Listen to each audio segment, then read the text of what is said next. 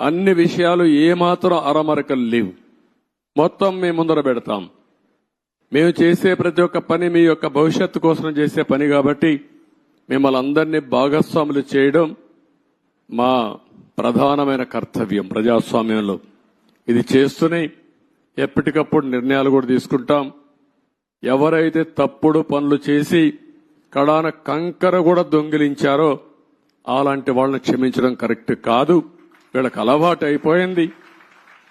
అవి చేయడంగానే కాకుండా మళ్లీ ఇక్కడ వాళ్ళ ఇష్ట ప్రకారం రౌడీజం చేయడం, అందరినీ బెదిరించడం, అడ్డం వస్తే కొట్టడం, ఇష్టానుసారంగా ప్రవర్తించడం అన్నీ జరిగాయి. అవన్నీ కూడా ఏమాత్రం కూడా ఎవ్వడి ఆటలు ఎక్కడ జాగవు, జరగనీయం. అవసరమైతే నిర్మోహమాటంగా అణిచివేస్తాం తప్ప ఇష్టానుసారంగా